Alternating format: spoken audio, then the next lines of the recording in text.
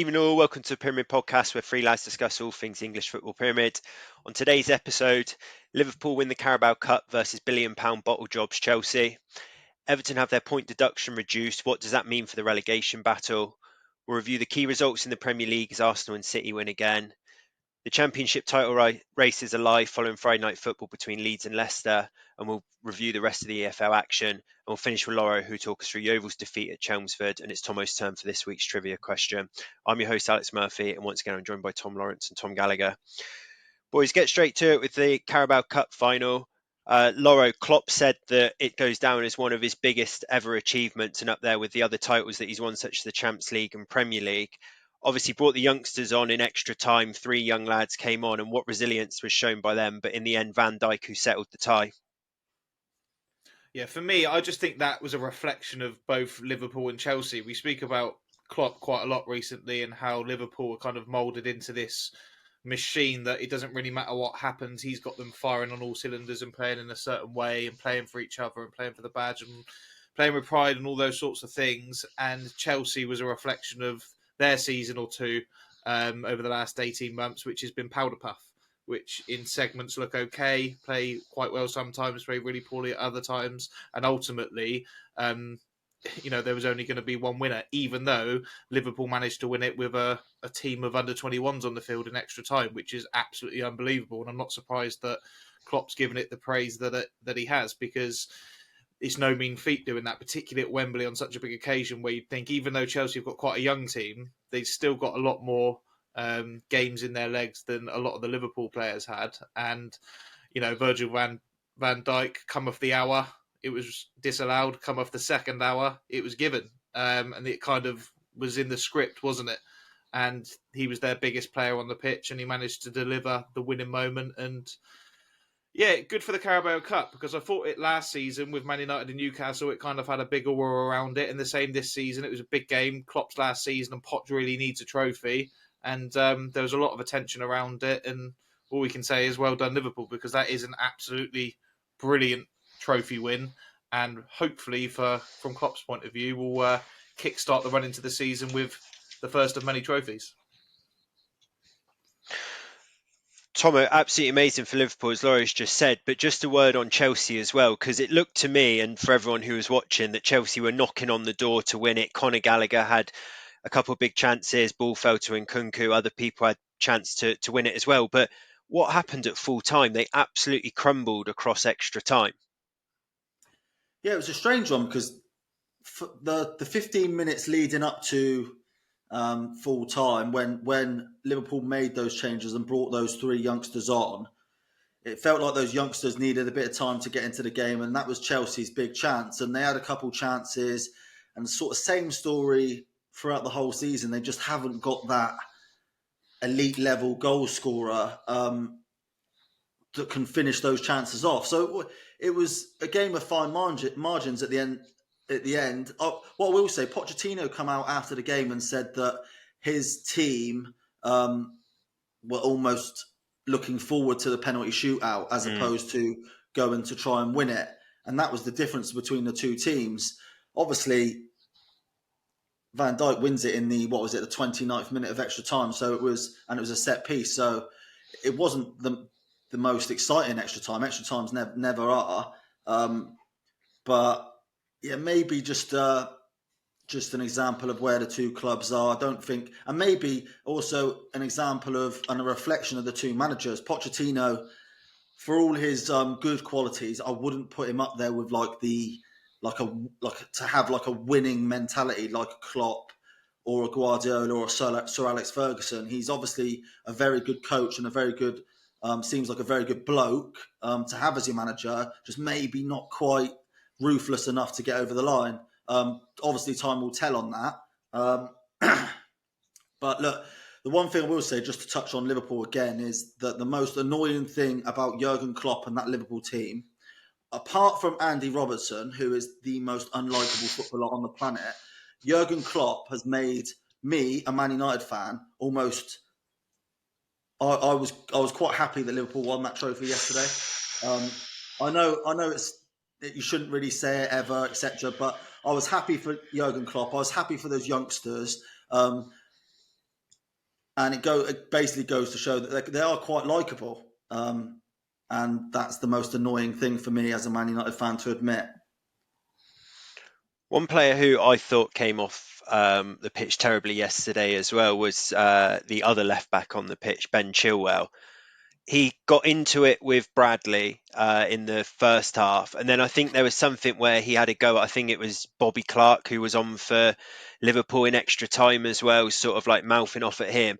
And then 5 minutes before the penalty shootout's about to happen, and he's captain for the day, he's then substituted off, and Pochettino's come out and said that Conor Gallagher was leggy. He went off a bit earlier and Chilwell was tired. But I'm sorry, as captain of that side, with 5 minutes to go in extra time and a penalty shootout about to happen, you're not coming off that pitch and should not be even making out that you're ready to come off that pitch. And to be caught up in arguments with two teenagers, I just thought reflected badly for him. And I really hope that Ben Chilwell's not near the England squad in the summer as well. We've obviously spoken on the last pod about Luke Shaw being injured and there being potentially an opportunity there for left backs. But I thought he came across terribly in that game yesterday.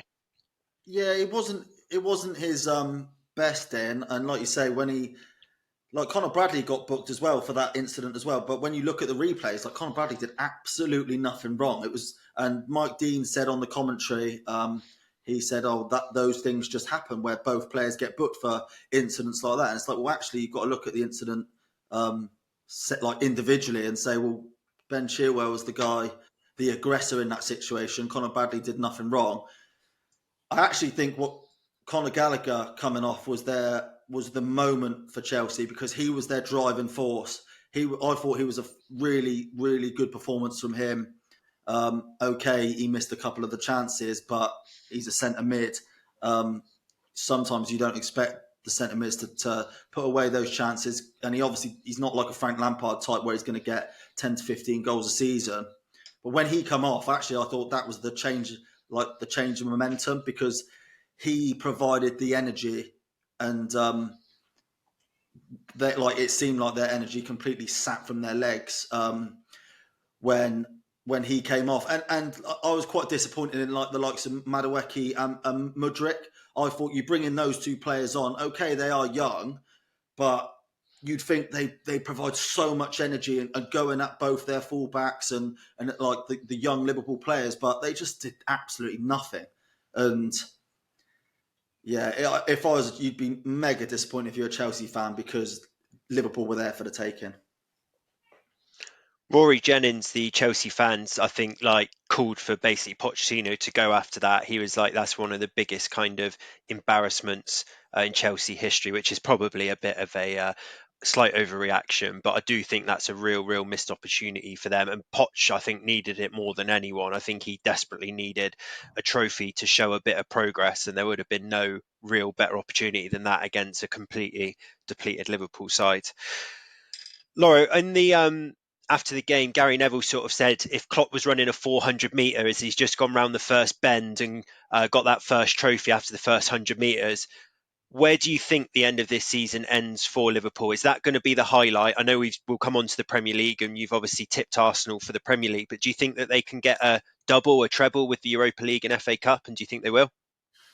All depends on the injuries to like Salah and Nunes, particularly Salah. We know Yotta's out for the rest of the season. Nunes will matter as well.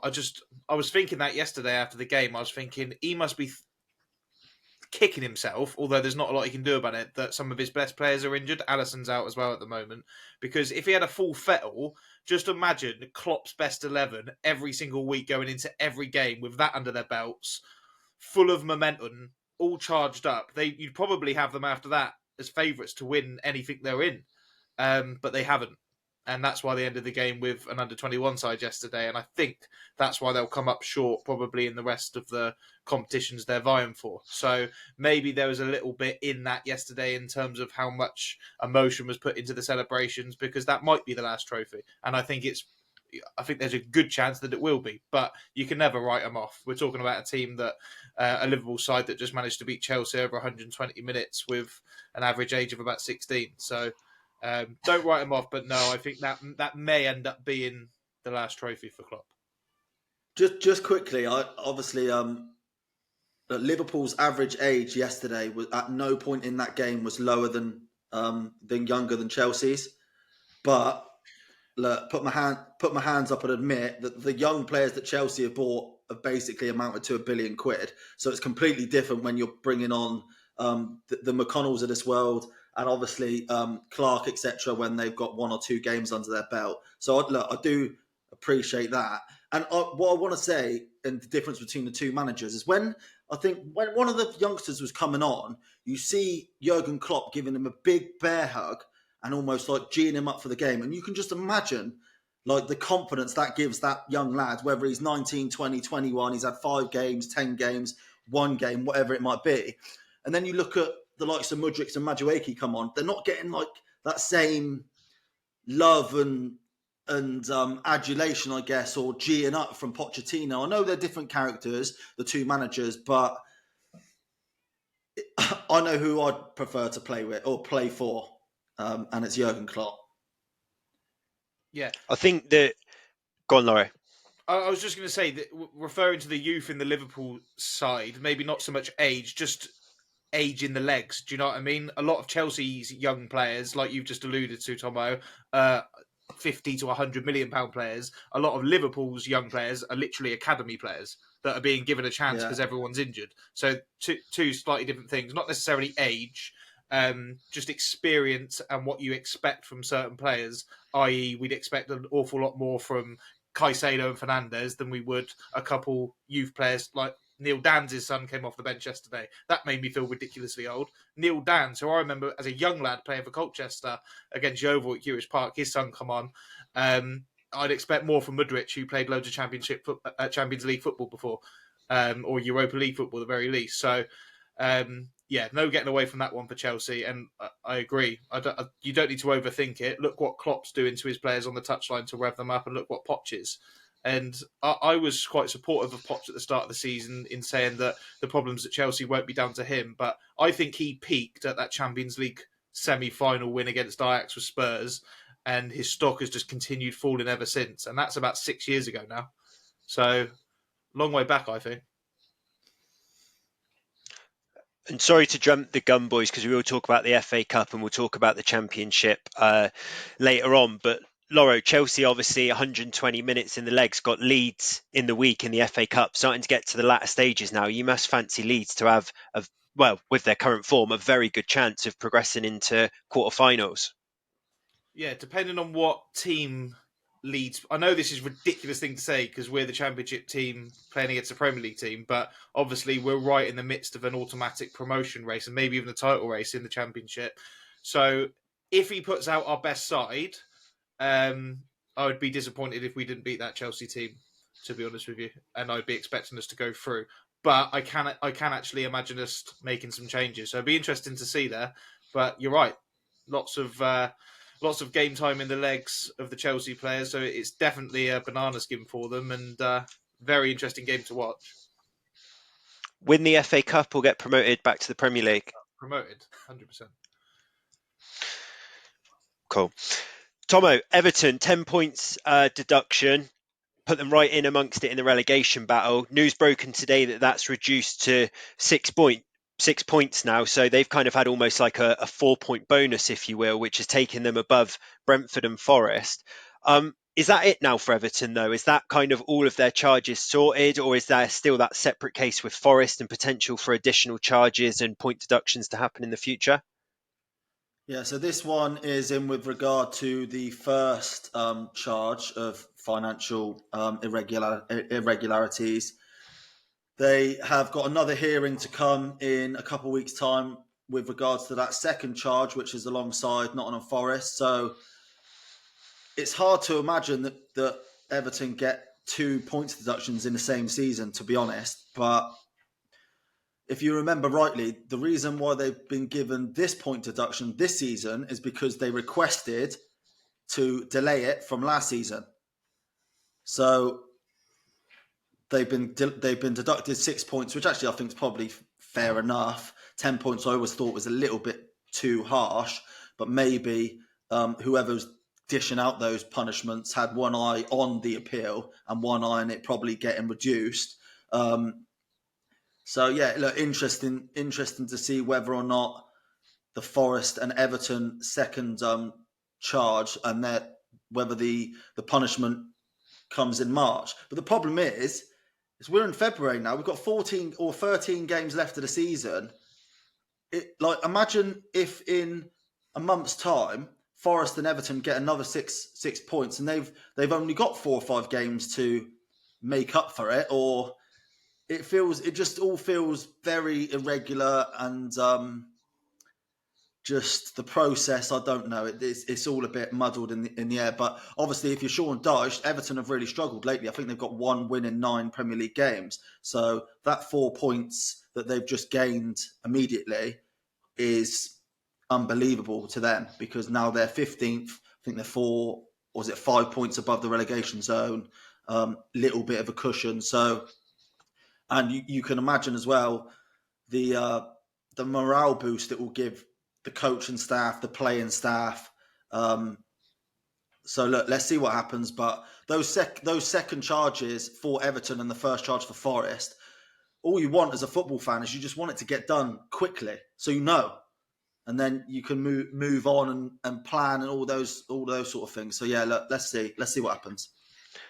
And for Forest and Everton, obviously it's kind of going to be decided what will happen with them from a points deduction point of view. But with that news on Everton today, Loro, what are you thinking if you're a Forest fan or a Forest board member or a Luton board member or a Brentford board member? Like, that's quite a big decision. Like, you've factored in Everton's 10 points. They're now been cut to 6. They've got a 4-point bonus. You must be thinking, well, hang on, can we appeal the appeal? Because that doesn't seem fair.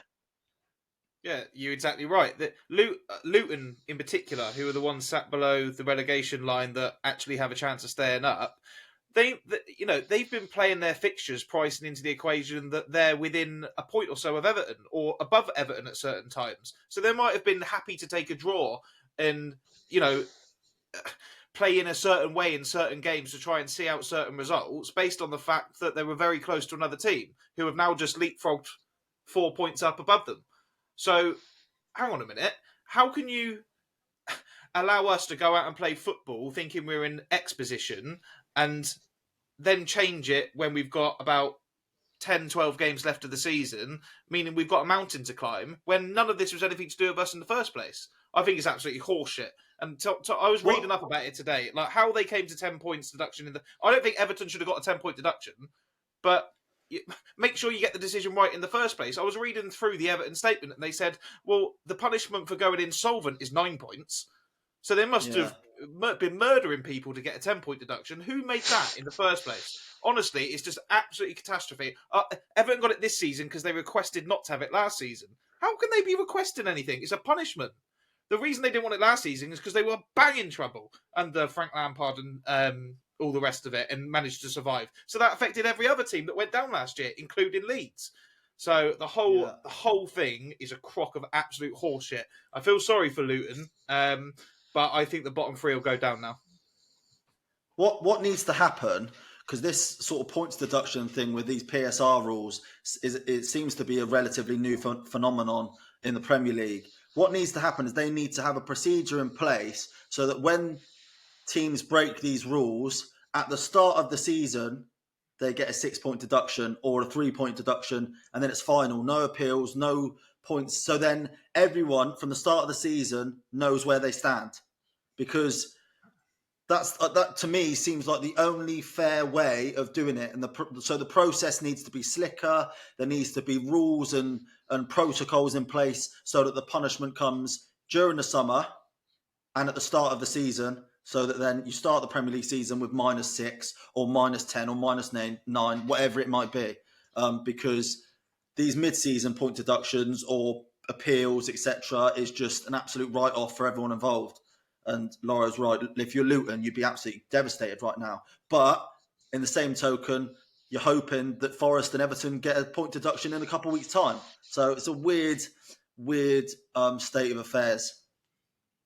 Also, it's Monday today, and that point deduction or retraction of the point deduction back to 6 has broken on the same day that Brentford have got a big game against West Ham, aside Brentford that no one's tipping to go down, and we're probably just starting to think that, pick up another win here or there, Ivan Toney back scoring, and they've probably pulled away from it. They're now pulled right into it, and that might just affect him tonight, thinking, shit, actually, we probably need to go and win here at West Ham. They'd been going to win anyway, but it just can change the mindset for squads, as you say, like might turn the Luton players a bit more downbeat, might start to make the Forest and the Brentford squad start to panic a bit more. So real potential implications for those clubs off the psychological effect of it as well. You said yesterday in the Liverpool-Chelsea game, Murph, when Van Dijk's header got ruled out, it was like a double-edged sword, because not only do Chelsea not concede a goal, they're all pumped up with some momentum now, and it's the same here. Luton have effectively lost 4 points, because they were 1 point from safety, and now they're 5. Do you know what I mean? That's why it's not fair, and exactly what Tigo said, if there's going to be any points deductions, make sure you get them right in the first place, and don't just make up figures, because the 10 points was ridiculous, and then where does the 6 points come from? Who's worked out that it's got to be 4 that's taken off? And also, it has to be done at the start of the season, so everyone's on a level playing field. Luton might have gone into a game against Man United the other week. All right, they lost, but they might have set up to draw, thinking, right, we've set out all our games for the season, we can afford to go for a point here. If they're 5 points adrift, they might be thinking, no, we need to win this game. We need to, go for the jugular and try and get 3 points, and if we don't get it and we end up losing, well, we had to go for it. Do you know what I mean? It affects the decision-making of managers and the way that teams are setting up. And although you shouldn't be counting on other teams getting points deductions, it had already happened. They'd had the 10-point deduction. That should have been it. Final. Crap. Yeah, the whole thing, it affects the integrity of the league. And when we talk about the Premier League over the last few weeks, we talk about how much of the biggest and best league it is in the world, the biggest brand. We spoke about it last week as eclipsing the sort of the aura of the Champions League. Yet this is a very bad look, and it doesn't do the league's image any good at all.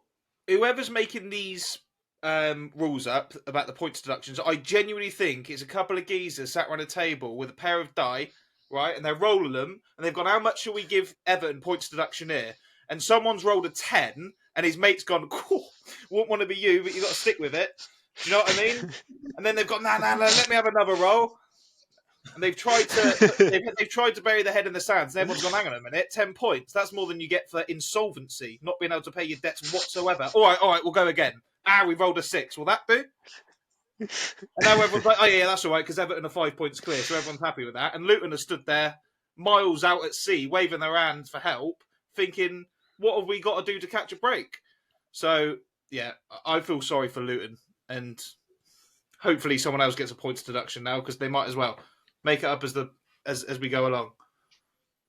Well, interestingly, the Man City 115 charges that's always kind of there and thereabouts in the news, if that suddenly came about and City got a 10-point deduction, that's like title race over for them, isn't it? Something like that. So just quickly on that, do you know why that's taking so long? Because Man City deny, I know it's a much more complicated case, but because Man City deny all wrongdoing and they're fighting every single charge through expensive lawyers and all that stuff, Everton and Forest have admitted that they failed the PSR rules, and I think it was you're allowed to account for £110 million loss over a 3-year period or something like that. So they admitted to those rules and to breaking those rules and not being able to fit in those financial rules. But you're almost punished for being honest. Well, you can say that now because the punishment hasn't been dealt to Man City yet, but it does look that way, and optics are quite important. And it looks like if you fall foul for any of these rules, you might as well fight it tooth and nail. Well, it's how much money you want to put into it, right? City have got unlimited resources to fight it. Everton and Forest have probably weighed it up and thought, we're already in financial difficulties or troubles, and that's why we're in this trouble. We know deep down that we're guilty, as City probably do. Have we got the resources to basically get the best defence team to get ourselves potentially off of this, or do we take the hit now? City are taking the financial gamble that they can get the best counsel in the world and and get off of it basically. And if they don't, they'll take whatever that point deduction is. Which if they've got a great appeal team and things like that, and that ends up being somewhere between 3 and 6 points, will Man City care about that in a potential start of next season? Just one example of how far Man City are going to fight these charges. They objected to one of the Premier League's top paid lawyers because he was an Arsenal fan. Right. Okay. Yeah. So like they're going for it, and obviously they want to fight for their innocence, which obviously they're well within their rights to do. But the optics wise, it just doesn't look good for the Premier League. None of this looks good for the Premier League. Yeah, and they've probably spent more money on legal fees than Everton and Forest did breaking the fucking rules on the financial fair play.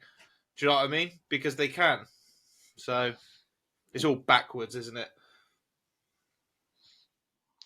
Let's move on to the Premier League, though, boys, because there was a lot of big games this weekend.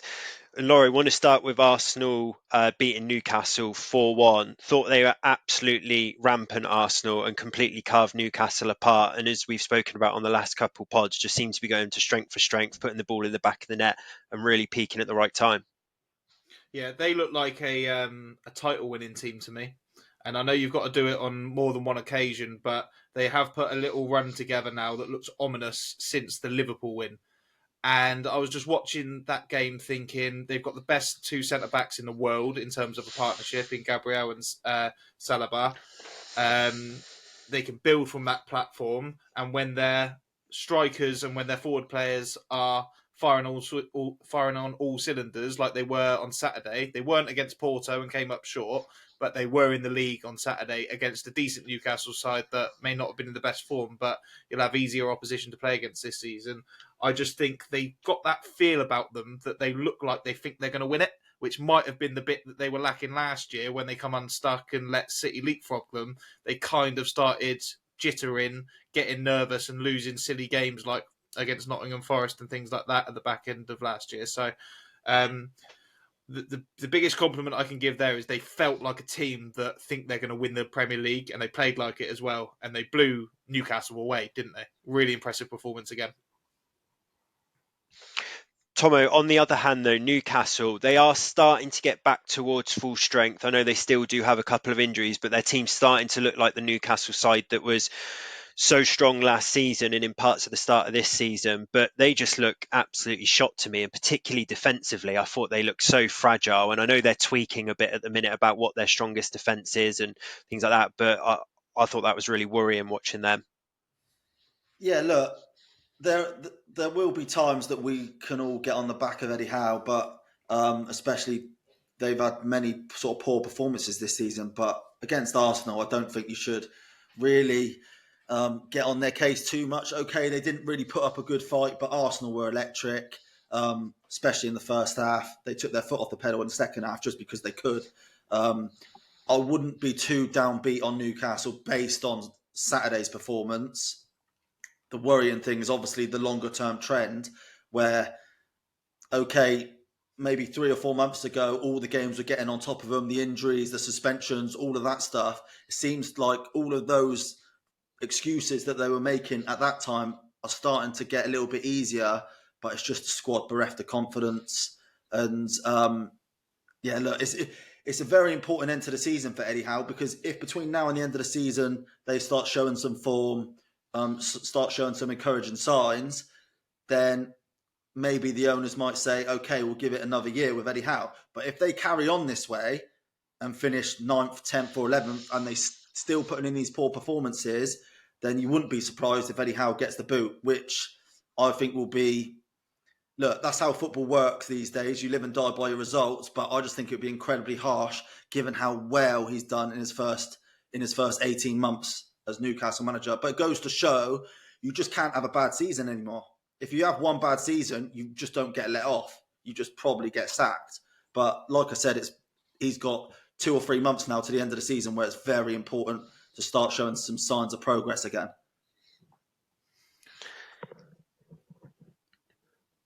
I find it very difficult to see a world where Eddie Howe is still the Newcastle manager next season. And again, this isn't a personal opinion. not saying that I think he should be sacked, because I think you do well to remember how bad they were before he came in, and obviously the job that he did last season. But if you've got West Ham fans that want David Moyes out, they're level with Newcastle on the table. They're a point behind with the game in hand, and that's West Ham, and they want Moyes out. They haven't been taken over by Saudi billionaires, so it wouldn't surprise me if a decision's probably already been made and works are ongoing behind the scenes to identify who the next guy is going to be. And I just feel like Eddie Howe may end up being a gatekeeper for that kind of elite level manager that could come in and try and take Newcastle to the next level. So not to liken Eddie Howe to Derek de Jora, but I think that could be where we're heading. I think for Newcastle, that's potentially a bit of a worrying prospect, though. Like, there's obviously the ongoing Ashworth debacle with Man United and all of the wealth of knowledge that he's taken over and how well respected he is in the game. We've spoken before about how Newcastle haven't gone for superstar manager, superstar players. They've still been quite smart with recruitment. Eddie Howe's been a sound choice. If they suddenly start to think, right, well, actually, that's not quite worked out with Eddie Howe, we're now going to go for a Jose Mourinho, and we're going to try and spend big money on big signings to bring them in, that could put them in an even worse position than where they are now. I think if I was a Newcastle fan, I'd be slightly worried that with a man of Ashworth sort of knowledge leaving, potentially Eddie Howe leaving, and then the owners, the Saudi owners, starting to think, well, can we spend some money to bridge that gap that's shown this year? That they might start to go down that route that maybe Man United have in the last decade of spending a lot of money on names, and we've all seen what that's done for United. Yeah, but can I just say, I would absolutely love Jose Mourinho back in the Premier League. And I think him to Newcastle is an absolute shoo-in. At some point over the next 5 years, it's an absolute shoo-in. And okay, I don't think Eddie Howe deserves the sack, or like I said before, if he does well between now and the end of the season, I don't think he will get sacked. But if he does and they bring in Mourinho, fantastic. Grab the popcorn, unbelievable. Brilliant for the Premier League if he comes back. I think they'll be more shrewd than that. I think they've shown signs of being quite meticulous in their appointments, whether that be Eddie Howe, whether that be some of the signings that they've identified, and even the backroom staff, people like Dan Ashworth. Wouldn't surprise me if they're in the mix for some of the more, not hidden gems, but up-and-coming managers, like the guy that you mentioned quite a lot that you'd like at United at Sporting Lisbon at the moment, your Xabi Alonso's of the world. I think they'll go down that route rather than Jose Mourinho, or when Man United appointed Louis van Gaal, or when Everton appointed Carlo Ancelotti. Do you know what I mean? I think the new school is maybe the way that Newcastle will go, but we'll see. That was a weird time, wasn't it, when Don Ancelotti, one of the most successful managers of all time, just had a stint at Everton and now just leads Real Madrid to La Ligas and Champions Leagues. Just had a stint on Merseyside and went horribly. Yeah, and he brought in James Rodriguez, who actually, to be fair, for the first couple of games, I remember there was a point in that first season where Everton were top and James Rodriguez looked unbelievable. Yeah. But anyway. They've had some managers, though, haven't they? Bobby Martinez, Rafa Benitez, Carlo Ancelotti. I mean, sometimes I feel sorry for their owner. What's his name? Mashuri. Is that his name? Yeah. He must be thinking, hang on a minute, I've appointed Carlo Ancelotti, Roberto Martin, Rafa Benitez, and I'm battling relegation every year, and everyone's just having a go at me, saying I'm losing money hand over foot. So maybe some sympathy there, but anyway, we digress. Moving on, boys. Man City, they did the business away at Bournemouth, and actually this is a bit of a reversal from where potentially we were earlier in the season, where it felt like Arsenal were grinding out the results and not playing particularly pretty. It now looks like Man City are relying on sort of one goal games, the draw against Chelsea, squeezing past Brentford, squeezing past Bournemouth at the weekend. But Pep does his normal thing, says he's so proud of the team, can't believe how well they're reacting and getting over the line. No other side would react like this off the back of a treble winning season. They go into some big fixtures now with the Manchester derby. I think Liverpool, Brighton and Arsenal all in their next four. But it sounds like Pep is as up for it as ever, Tomo, to try and win the treble again, basically. Yeah, well, his winning mentality is up there with Sir Alex Ferguson, and GOAT level status. What I will say is we always talk about this part of the season where we all worry that Man City will go on a run, and then go clear of everyone. But they've won 14 of their last 15 games. Okay, not all in the Premier League, Club World Cup and FA Cup, etc., included in that. But they've won 14 of their last 15. Yeah, so they're in the middle of that run. Okay, Do you think it's because their runs normally are like 4-0, 5-0, 6-1, 8-1, 3-1, and this is more like 1-0 against Brentford, 1-0 against Bournemouth, just sort of eking over the line, not conceding chances for Yeah. equalisers as well? Yeah, look, they're not perfect this year by any stretch, and they haven't been all season. We spoke a lot about at the start of the earlier parts of the season. But if you remember Man United's winning title-winning teams, they went to like away to your Bournemouths or whoever it might be and just ground out wins. They might not have played well on the day, but they just ground out wins. And it is worrying, to be honest, because let me just have a look at the table. They're 1 point off Liverpool. They're 1 point ahead of Arsenal. Okay, they've had a really good run of results, but it feels like they're just edging closer to clicking and then getting your 3-0s, 4-0s. I don't know whether it will ever happen because they haven't really shown that many signs of clicking. But they're an elite team, and even when they don't play that well, like they didn't really light it up against Bournemouth. They won and probably had a couple more chances to win more comfortably. So, like you said, that run in the upcoming fixtures, they got Man United this week. Look, that Man United game is an absolute banker that they'll go and win 4 or 5-0 when it all click.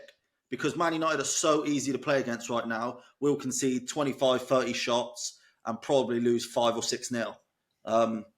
So, yeah, look, I wouldn't worry about City. The only thing I'd like bring it back to my initial point. They have won 14 of the last 15 games. So have they already had that amazing run? Or are they going to extend it by, do you know what I mean? Have a 25-game unbeaten run. You just don't know with them. I'm not convinced by City at all. And if they've won 14 of the last 15, I mean, the next 5 fixtures, like you alluded to, Murph, Man United, Liverpool, Brighton, Arsenal, Villa, they probably have an easy-ish run in terms of relation to the Premier League. They have. I think Phil Foden's absolutely carrying them at the moment. I don't think they've got many players in form at all. And I think they're scraping through. Tomo said they could be on the verge of clicking. I think they could be on the verge of a couple of shit results again. I watched the Bournemouth game. I did enjoy it. And it is a testament to how good Pep Guardiola is that even when they're not playing at their best or anywhere near it, in my opinion, they're still eking out results. But that's all right getting over the line against Bournemouth. Is that going to get them over the line against Klopp's swan song at Liverpool and Arteta revved up at Arsenal? Not for me this season. I think that Man City will do well to come away with anywhere near maximum points from their next few games and may lose some ground on the title race. If they didn't have Phil Foden in the last 2 months, I think they'd be absolutely way off it because he has been probably the best form of his life, I would say, from what I've seen, and probably consistency in terms of the run that he's had in the team. But overall, they're not at it in the same way that they have been at this point in the previous seasons. And like little things like Kevin De Bruyne, he's obviously got an issue. He can't start games at the moment. They're only using him sparingly. Haaland, although he will return to being inevitable, is going through a sticky patch of form. I'm not sure they know what their best back four is at the moment. And yeah, I've said it before, they're not my favourites for the title this year, and I don't think they've replaced the likes of Goodwin well enough in the summer. But yeah, not convinced at all. And I'd be not looking forward to playing Man City at the moment, but I think if there's ever a time that they might slip up, it might be within these next 5 games against the likes of United and Liverpool, Brighton and Villa. Tomo, you alluded to the Manchester derby upcoming this weekend, and I think the narrative that was being built for it was Man United unbeaten across 2024, won every game, picking up results against Wolves, against Aston Villa, picking up some big results going into that game. And they had a game at the weekend home to Fulham where many expected them to win, but they didn't. And actually, I watched that game and they were completely outclassed all around the pitch in effort, ability, everything, you name it. Do you think that was a bit of a reality check from United from their recent results versus their recent form? Yeah, I would say so. Look, no matter how well you're playing or whatever, you should go to Old Trafford on Saturday and beat a Fulham team. So it doesn't really take away from that performance. But yeah, we spoke a lot about United winning a couple games lately, but we've always sort of put an asterisk to our praise, I guess, of the likes of Højlund and Garnacho doing well, and Kobe Mainoo playing well. We've always sort of put an asterisk to our praise by saying, but we're still not playing that well, and we're scraping past teams. And okay, there are some encouraging signs. We're still quite easy to play against, and we've conceded over 100 shots in our last 5 games. We've conceded over 133 shots in the last 7 games. We're so easy to play against, and when you come up against teams who can finish the chances, i.e. Man City this weekend, then I think we might get put to the sword. Really, we were lucky against Fulham that they had so many chances, especially in that first half, where they pressed us really well. I think we're like, whether it's Casemiro or Rafael Varane, either one of those two players are quite clearly like a trigger for teams to press, and they press all together and quickly. And like, I mean, Iwobi obviously got the winner, good for him, but he should have had a goal in the first half. Yeah, look, I just think it's just where United are at the minute. Okay, the results turned the corner. I think we won 5 games in January or whatever it was, including the Newport game. I don't think the performances were that quite that good. Like, even Newport, we won that game against Newport, a League One team. Yeah, we really struggled. We were 2-0 up and they got it back to 2-2. So yeah, not really that many positives about the performances. What I will say is all the backroom staff talk and Sir Jim Ratcliffe talk and bringing in a new structure to everything, that is a positive. But obviously, as we spoke about, that will take time to bed in and for us to see the effects of that on the pitch. And Laurie, from obviously a bit of a Tomo and I probably reflecting on it as Man United fans and being ultra critical of it, do you think that's a fair assessment, or do you think that actually United have gone, as I say, to Villa Park, gone to Molineux, beaten sides like that in and around that top part of the table, and actually that's just a bad day's work at the office against Fulham and needs to just be written off? Not necessarily written off. Obviously, it's a bad day at the office, and I agree that Man United should be beating Fulham at home. But no disrespect to Fulham, because they're a decent side with some decent players as well this season. But I think you go a little bit too far, Tegel, in your analysis of Man United's form versus results this season. You can't go unbeaten. Up until Saturday, they were unbeaten in 2024. And a phrase that you use quite a lot is, we're so easy to play against. Well, Wolves didn't think so. Luton didn't think so. West Ham didn't think so. And high-flying Villa didn't think so either. If they were that easy to play against, someone would have salvaged at least a point. But there was 4 back-to-back wins in there before the Fulham result yesterday.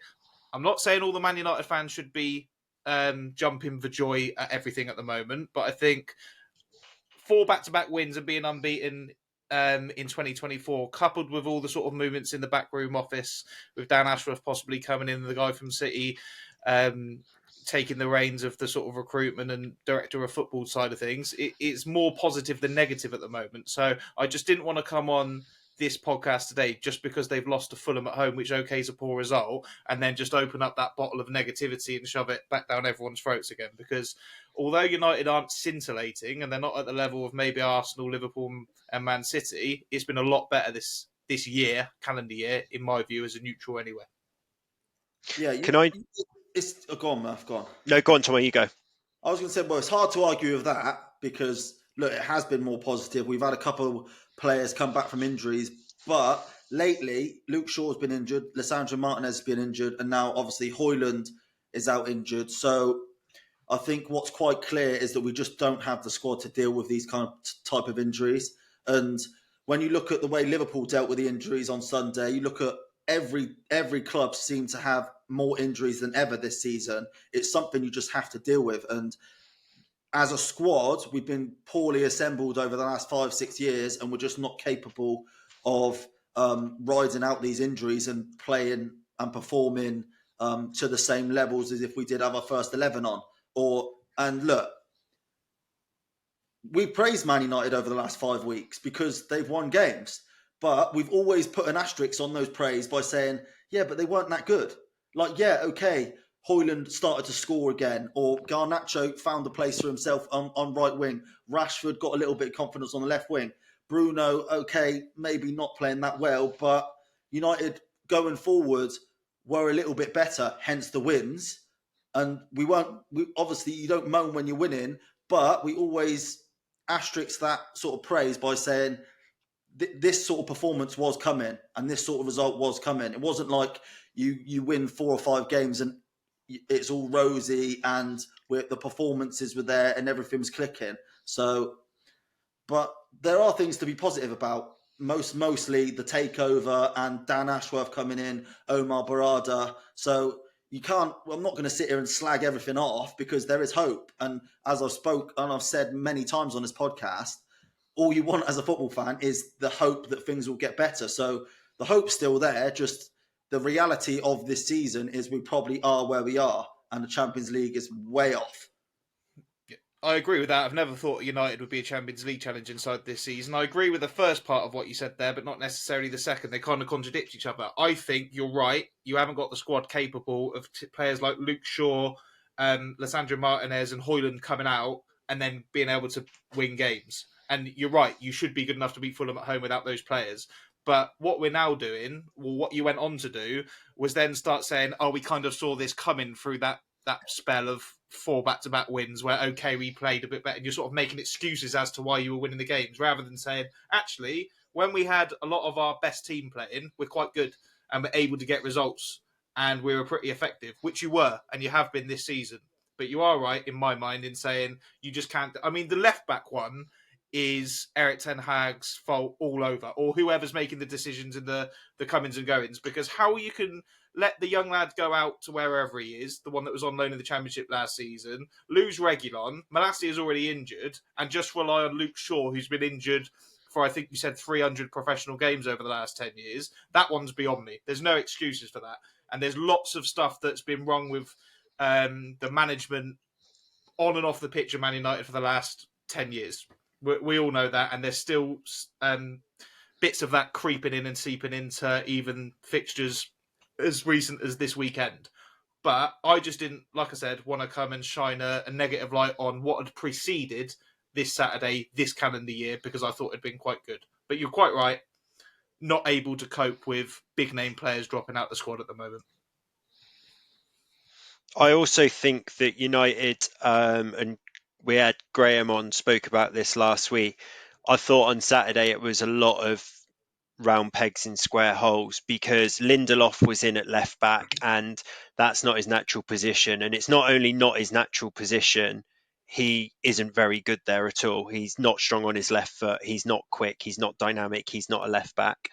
I think Ten Hag's pretty clear that in his style, he needs a left-footed centre-back to play left centre-back, and Harry Maguire plays there, but we've not recruited a second centre-back who can play with their left foot for when Martinez is out. What really baffled me as well, really annoyed me at the weekend, is we went for a front three of Garnacho on the left, Amari Forson on the right, and Rashford through the middle. All of those can interchange and play any of those positions. So why move all 3 of them about? You've moved Rashford from his natural left position. You move Garnacho from the right, who's been flying there, to put Garnacho on the left, Rashford through the middle. So they're now both playing out of position for where they have from the last month and a half, to cater for Amari Forson to play on the right. Play Amari Forson through the middle. Or this lad's a young lad in the academy and you've got an £85 million right winger in Anthony who you've signed, who's celebrating his birthday that day. How low on confidence and how low down the pecking order is he to not be able to start a game where Højlund's injured, Martial's injured, and we haven't got a right winger to start? He is our right winger. So I thought that was a terrible decision. I thought that backfired. I've already touched on the left back and the left centre back and how that doesn't work. So I thought he got that bang wrong on the day, actually. And what really topped it off for me boys was after the game, his media reports where he now seems really scared to lose any more of the dressing room and fall out of any other players. So he came out and praised the performance and said that United should have won that game and they showed real character to get back into it from 1-0 down and had chances to win it and should have gone on and won it, and got caught being a bit naive towards the end. Because for everyone else who watched that, and for the likes of Jamie O'Hara and Jason Cundy, who are sat pissing themselves in the TalkSport studio, United did not deserve to win that. They got completely outplayed by Fulham, and yeah, that worries me. That does. What would you do at left back, considering you haven't got one now for the rest of the season? Do you reckon he'll change it, move Lindelof inside and play a back three, and put someone as a left wing back, or do you reckon he'll just persist with someone that isn't a left back playing left back? I think his best bet, to be honest, and the one that makes most sense would be to put Dalot left back and play Lindelof right back, because I think it's incredibly harsh on Victor Lindelof to stick him in at left back and expect. But you're doing exactly what you just said about the front line there. What Ten Hag's doing with the back four is, rather than replacing two round pegs in square holes, he's doing one and limiting it to Lindelof there, because you then move Dalot, who's polarising character, but let's be honest, is obviously getting plaudits for how he's playing for Man United at right back. You're just doing what we've done with the front line there. What we've done now is we're paying for ridiculous squad management, because let's not forget as well, we had Brandon Williams at one stage in the summer. He's at Ipswich playing. Fernandes is out in Portugal, and Reguilon's playing for Brentford, who I know isn't a Man United player, but was on loan there. Ten Hag, another point from the weekend, he said we didn't bring a striker in the summer to support Højlund because we've got Anthony Martial, and we played some of our best football last year with Martial in the side, and he was someone that we were relying on to take some of that burden. Why?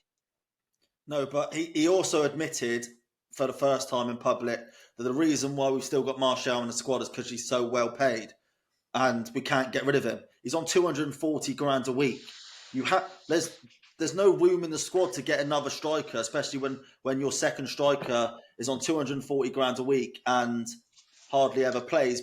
This is his last year. He was never going to leave. If he went to an MLS team, a Saudi team, I don't even think they'd be stupid enough to pay him 240 grand a week. So Erik Ten Hag, in his defence with Martial, hands were tied behind his back with that one, because he's never going to leave when he's on 240 grand a week, is it? But like you just said in your opening sort of statement, I guess, was that we're paying for poor squad management. And when you put Anthony Martial, an injury-prone player, on a 5-year contract worth 240 grand a week, then this is what happens.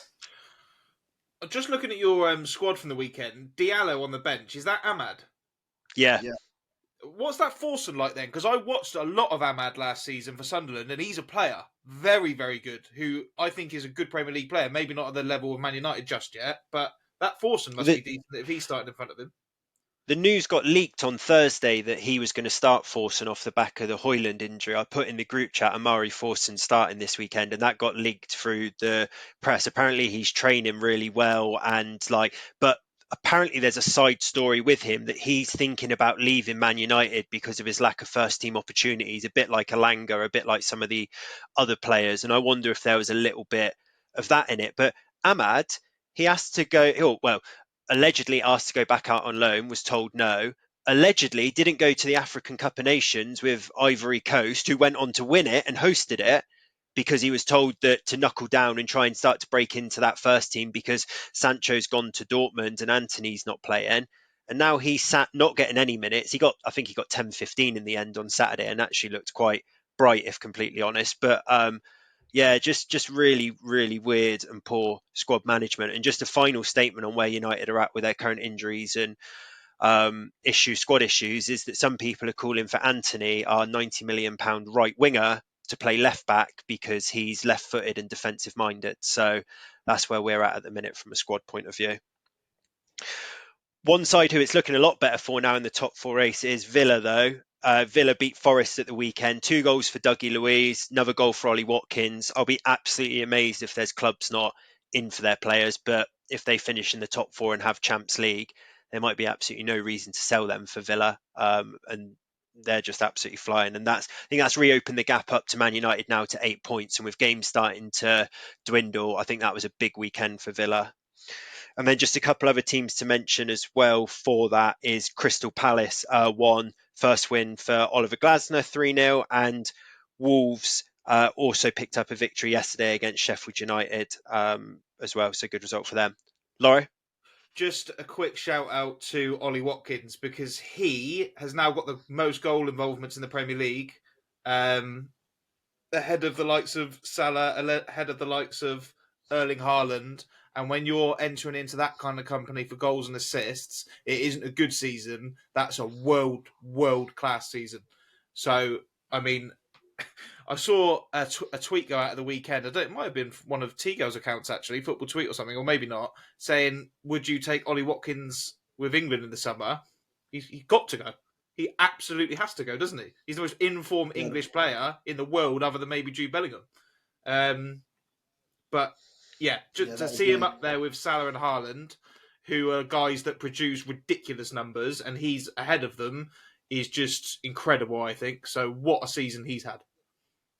Just goes to show how important certain managers can be for like certain individuals, because he was obviously a very good player anyway, but the way Unai Emery's come in and just made him his main man and basically turned him into like because he still runs the channels very well, but he's turned him into almost like a penalty box striker now, where he's getting the goals and he's getting the assists. And so yeah, look, it's all down to the individual, how well they play and how well they're training, etc. And reacting to the manager's instructions. So fair play to Ollie Watkins for that, but Unai Emery deserves a lot of credit for turning Watkins into that, okay, not world-class level, but I mean, he's getting there. And if he continues over the next couple of seasons this way, then you have to say he is world-class level. Yeah, and the other thing is, one of your favourite sayings is availability is the best ability. He's played every single game. And how good is that when your best player can play every single game, unreal. and every single minute? So, yeah, big up Ollie Watkins, Villa, Unai Emery. What a season they're having. Yeah, and as a manager, I just want to say that's you have to rely on your players. You can't imagine if he turns around to Danny Ings, because Ings was at Villa at the time when he arrived, and basically said, right, Danny Ings, you're my main man. And then what would that do to the confidence of Ollie Watkins? And then 2 weeks later, Danny Ings gets injured because, let's have it right, he's quite injury prone. And then all of a sudden, Ollie Watkins is like, well, am I your main man because your main man's injured? So it's difficult for managers to back players who are injury prone. And he's obviously backed the right horse there in Ollie Watkins. And I'll just end the Villa segment by saying Dean Smith's managerial career ended when he signed Danny Ings for Aston Villa, because they were quite a good side, signed Danny Ings, tried playing two up top, changed the whole system. As you just rightly said, Ollie Watkins was up front with him, but really out left somewhere. And ever since then, he's gone from bad to worse, hasn't it? And Ollie Watkins has gone in the other direction. So, yeah, I bet Dean Smith bemoans the signing of Danny Ings. That ties in quite nicely, actually, because Tom's brother Toby said that he'd have Danny Ings at Man United, and that ended his career and chances of being on Pyramid Podcasts. So all centered around Danny Ings. Boys, let's move on to the EFL. And Loro, clips obviously been put online from the last pod where you declared the championship title race open. I must admit, an hour into Friday night football between Leeds and Leicester, I thought that door was getting slammed shut. But what a turnaround for Leeds, and Ellen Road absolutely bouncing at the end there. Yeah, it's very, very, very rare that I say this, but Leicester were by far the better team. I thought, same as the first game, the back four are just levels and levels above the championship. Ricardo Pereira, James Justin, Wout Faes, Yannick Vestergaard, they're too good. They were too good. They were stifling everything we were doing. Somerville couldn't get in the game. Rutter, who ended up getting man of the match, the first half was an absolute donkey. He gave the ball away every single time he had it. And it wasn't necessarily his fault. He was just coming up against players that were twice, three times the level of the defenders that we're usually playing against. I thought Leicester were. But Kiernan Dewsbury-Hall in midfield, by the way, he won the midfield battle and everything going forward on his own. And what essentially I thought let Leicester down was a couple of players that have been very good for them this season in Mavididi and Fatawu, is it, on the other wing, weren't clinical with their chances and allowed us, left the door ajar a little bit for us to come back into it. And although they were unlucky with the offside goal being disallowed, if you give us a sniff at Ellen Road of letting that crowd get up, as they did in the sort of 77th minute or so, then it can be very, very difficult to come back from. And like Maresca said after the game, when one went in, you just knew that another one was coming.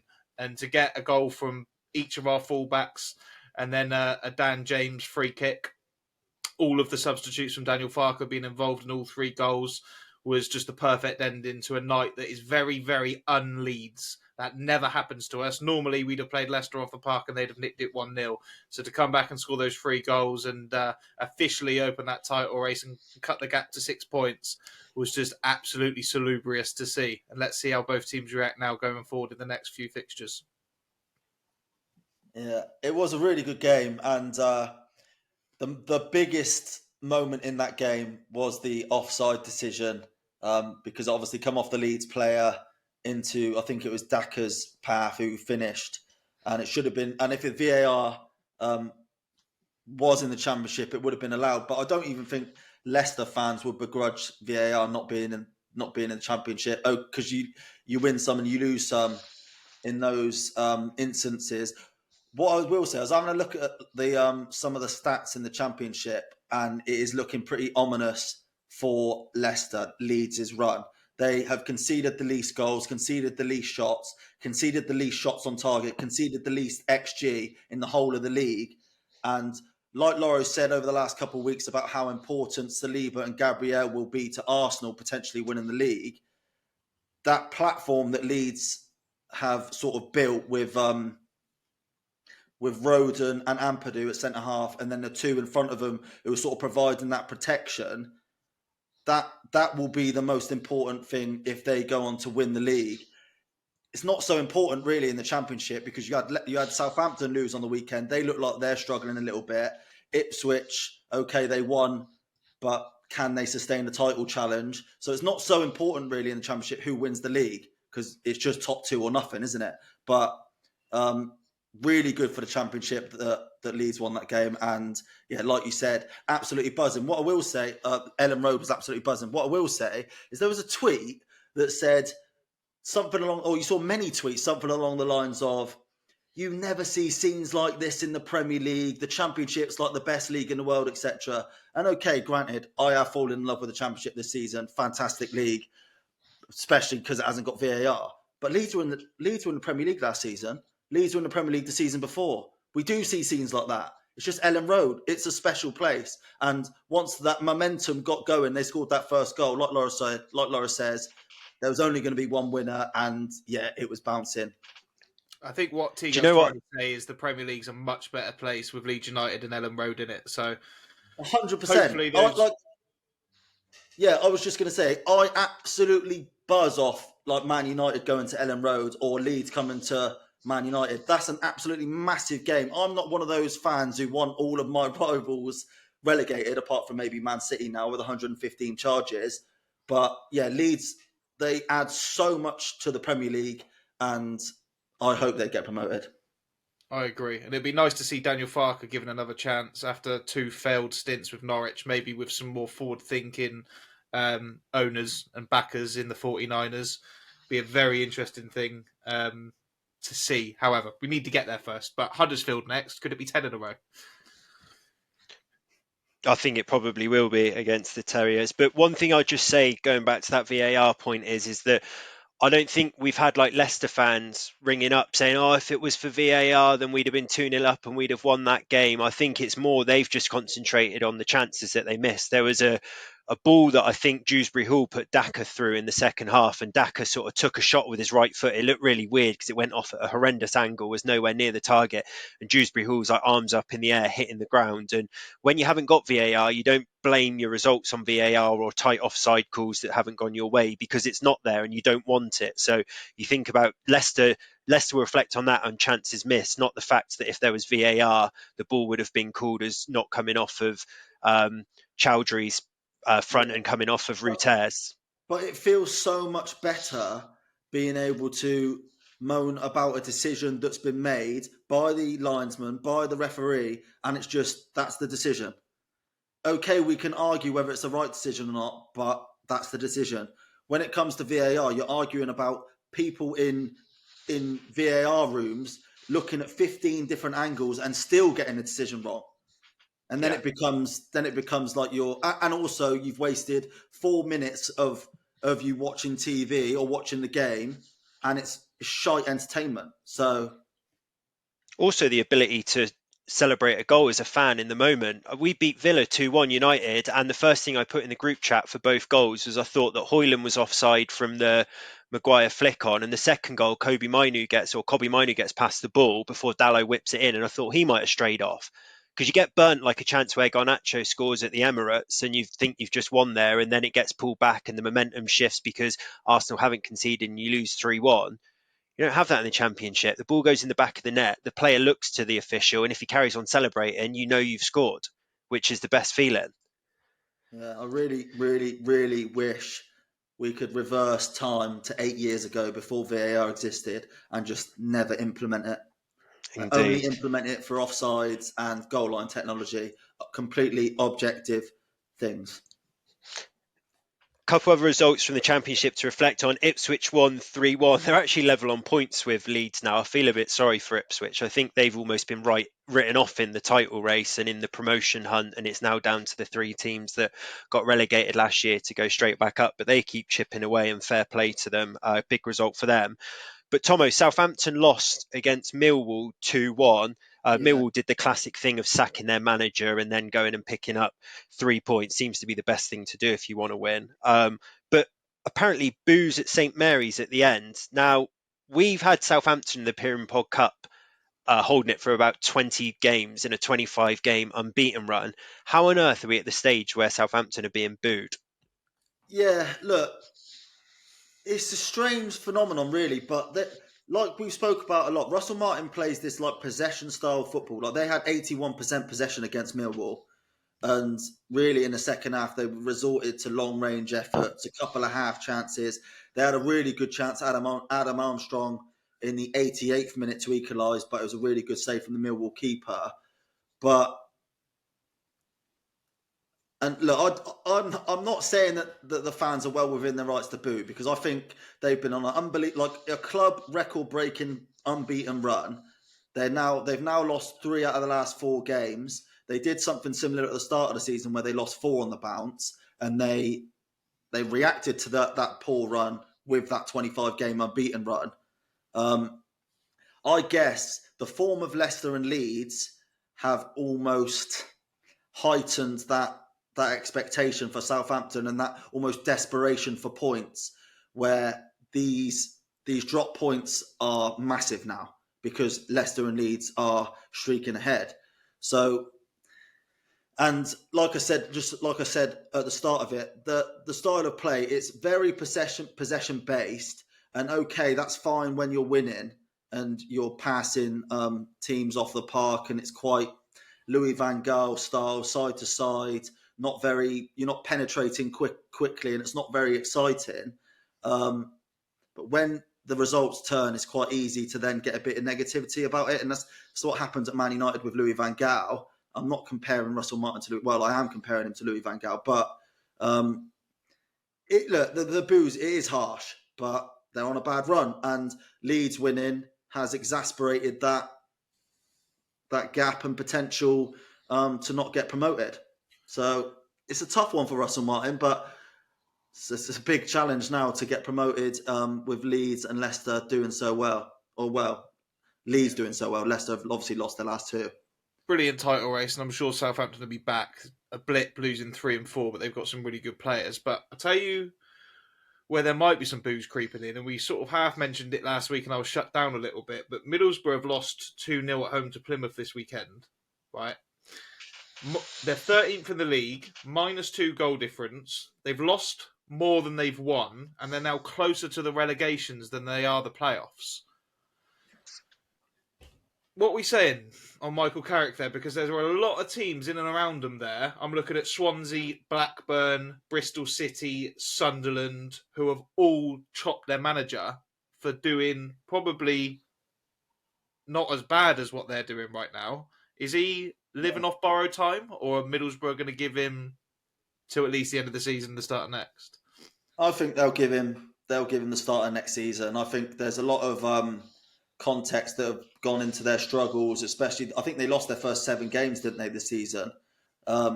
They lost their best attacking players over the summer and failed to replace them, like Graham said in the last podcast. And I think sometimes you can almost see that you've got a decent manager there and you potentially just need to give him time. And so and look, we're not in the training ground. We don't know we're not in the inner circle, so we don't know whether the players are still having him, like whether he's managing up well. All of these sort of details that we're not accustomed, we're not a part of. But they have been madly inconsistent this season, and like you say, they go to Leicester and win, and then lose to Plymouth at home. I agree that he should be given the time. I think he's shown last season he was a good manager. It's just interesting that it's an interesting case study to see how it goes for Middlesbrough from here, because a lot of other clubs he'd be gone. Or if he wasn't as big a name as Michael Carrick, he'd be gone by now. So it will be very interesting to see next season, after one good season and one what looks to be poor, how they go and how much time he gets next season. Because like I said, time is not a commodity that you get very much of in English football management, particularly in the Championship, where I think Luke Williams, who is the Swansea manager, he was appointed about 3 or 4 weeks ago, or maybe a little bit longer than that. He's now something like the 15th longest serving in the league because of so many managerial axings every 2 minutes. And it seems to be quite a panicky league whereby owners just hit the button as soon as there's even a sniff of danger. So fair play to the powers that be at Middlesbrough for sticking by him to now. And let's see how long that lasts if any more results happen like they did at the weekend. Because no matter what's happening, losing 2-0 at home to Plymouth ain't good enough for Middlesbrough. Yeah, but they have got Steve Gibson, haven't they, as the owner, who's been there a very long time. He's not one of these Championship owners who overspends to get to that promised land of the Premier League. So if anyone is not going to hit the panic button, it will be him. So yeah, hopefully Michael Carrick gets time. I don't think they'll get promotion this season or get into the playoffs this season. Just not quite good enough. But hopefully 1 or 2 additions in the summer, and they can give it a promotion push next year. Because Michael Carrick, obviously being a former Man United. Well, he's a Man United legend. You'd like to see him do well. Yeah, and if the bookies are to be believed, he's about 6th, 7th favourite to take over from Eric Ten Hag at United. So, yeah, I mean, I'm not sure his Middlesbrough bottom half of the table form's quite showing that, but there we go. Yeah, but Ollie got it after getting Cardiff relegated, so that's probably the True. way of thinking at Man United. One thing doesn't seem to be like a match made in heaven is being a former England like international and a decent footy manager.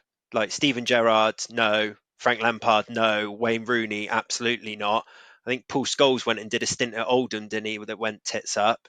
And now Carrick's not having the best of time of it at Middlesbrough. So trying to think of any England. Scholes' 1 game at Oldham's house. He just went, what? He went, what? Plymouth away Tuesday night? Nah, stay at home.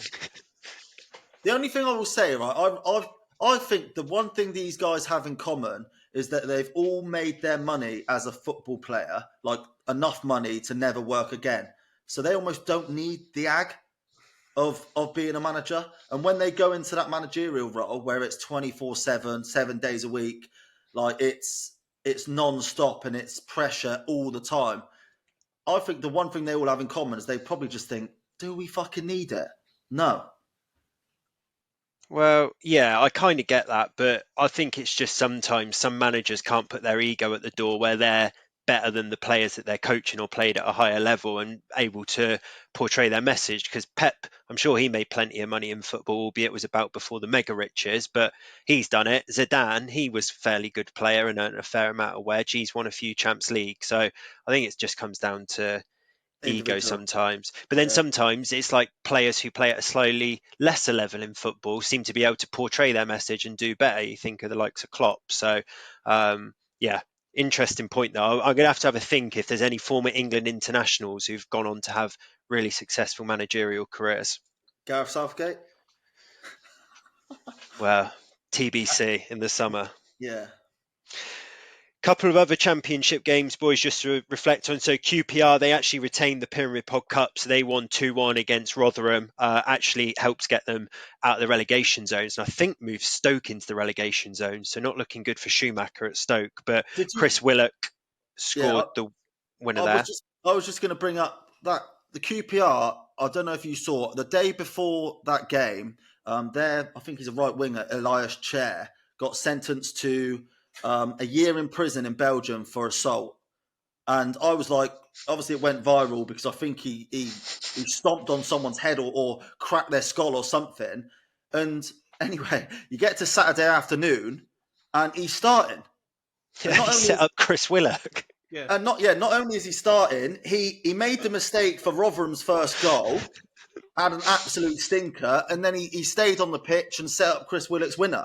So strange goings on in the championship. To add to that, I was listening to TalkSport on the radio in my car, and they went live to were they at home? Yeah, Loftus Road, and the reporter was like, "And would you believe it? Guess who's got the assist? It was written in the stars. Elias Chair sets up Willock or whatever." And I was thinking to myself, what? It was written in the stars that Elias Chair got sentenced to a year in prison for stomping on someone's head in Scandinavia, then comes home and puts through Chris Willock. Why are we celebrating that? Like, how can you get sentenced to prison and then start on the Saturday? Maybe it was a farewell game, I don't know. But yeah, interesting one there. It just seems like get sentenced to prison now don't mean going to prison. It means you play professional football. And QPR, by the way, made me laugh. They've come out with a statement saying, "Oh yeah, no, our investigations are still ongoing." No. The law has decided that he's got to go to prison. Do you remember when Derby had that drink driving crash, and it was Mason Bennett, Tom Lawrence, and Richard Keogh? And Tom Lawrence and Mason Bennett got kept because they were quite good players, but Richard Keogh was a 36-year-old centre-back they wanted to get rid of anyway, so he got sacked. They sacked him and kept Tom Lawrence and Mason Bennett. If that had been a poor QPR player, like a rubbish one that doesn't play on loads of money, he'd have got sacked, I reckon, on Friday. But no, QPR are still doing their internal investigations, which, to my understanding, supersedes English law.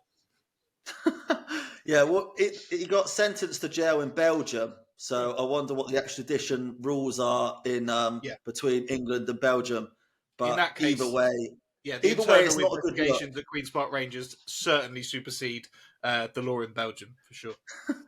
Yeah, maybe he's on tag, so can't play away games or evening games. But 3:00 on Loftus Road, and Elias Chair will be in that starting 11. And also, just one final thing just to call out is Sheffield Wednesday won again. So just touched on Stoke going into relegation zone, but a bit of work being done there by Danny Roll, and Wednesday are starting to edge closer to what would probably be an absolutely great escape from where they were at the first part of the season.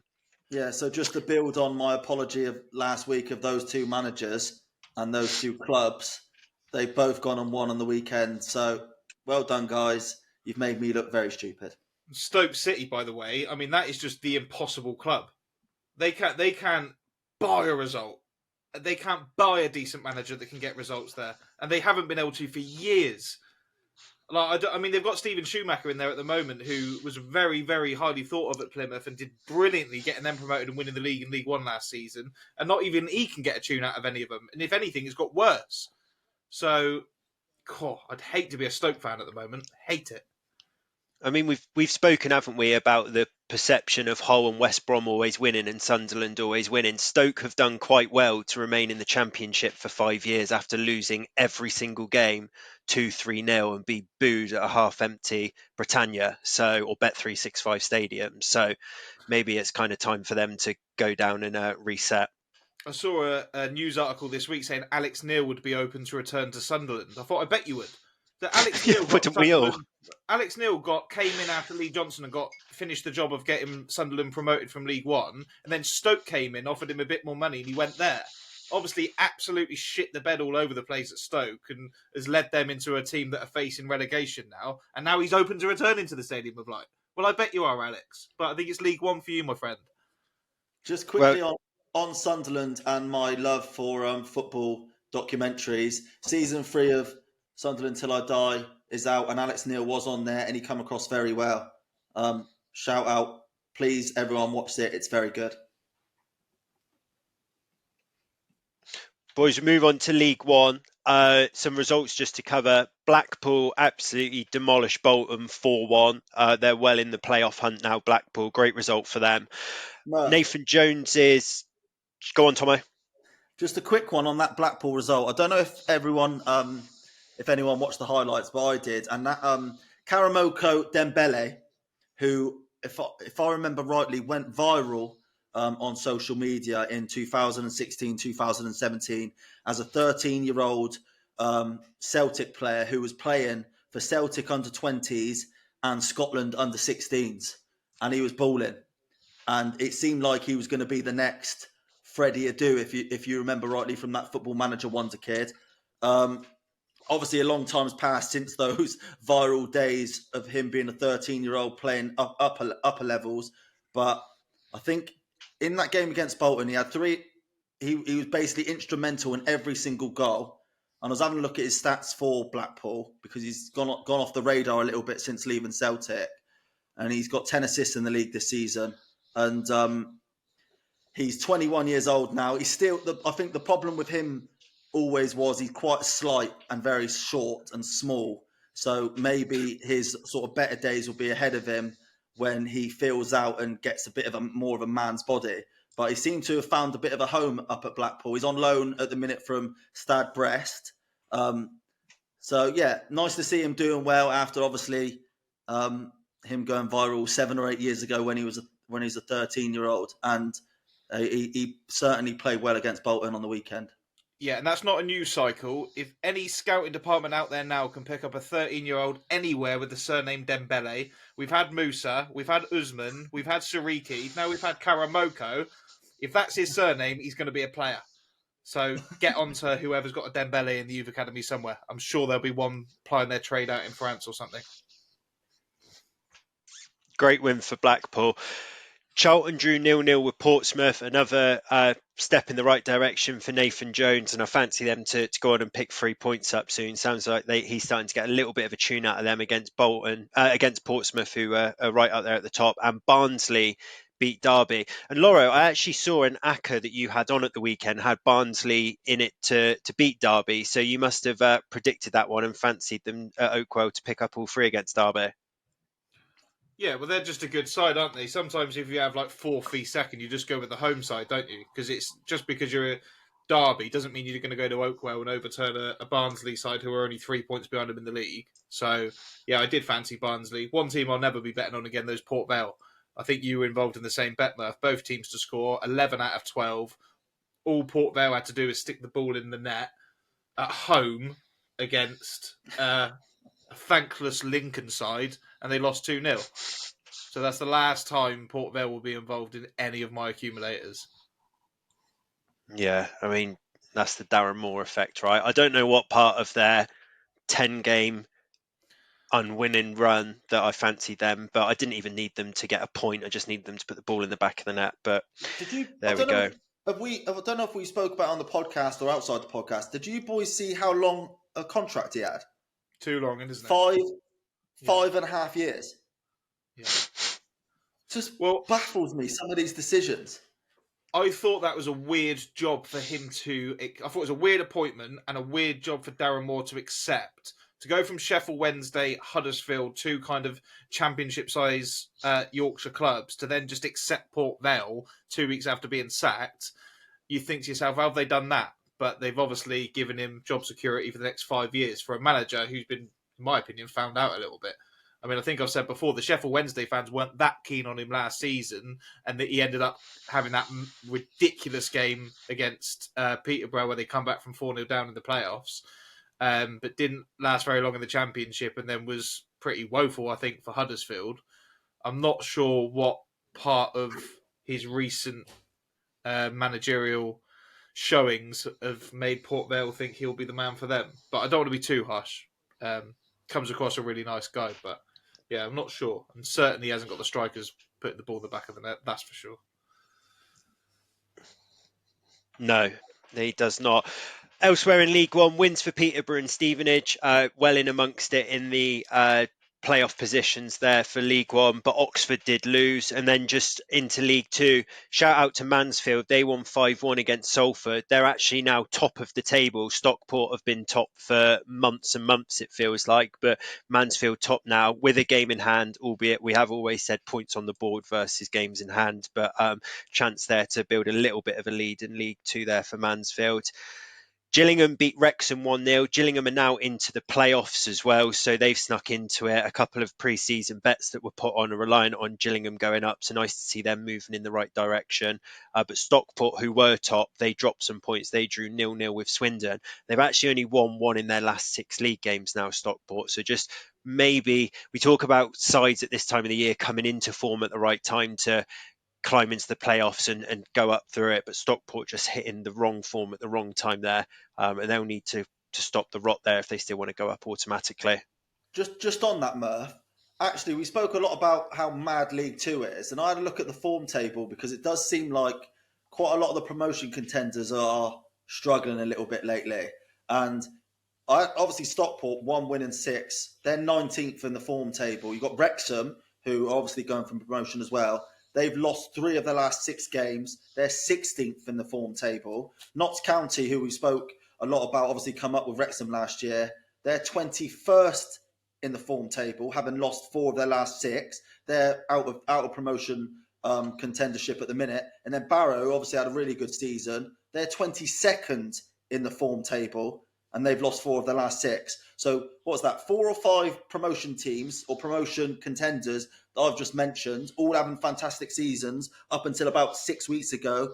They're really stumbling, and it goes to show how hard it is to do that Tuesday, Saturday, and just grind out results. And excellent league, just fantastic, entertaining, brilliant, and I just love the English football pyramid.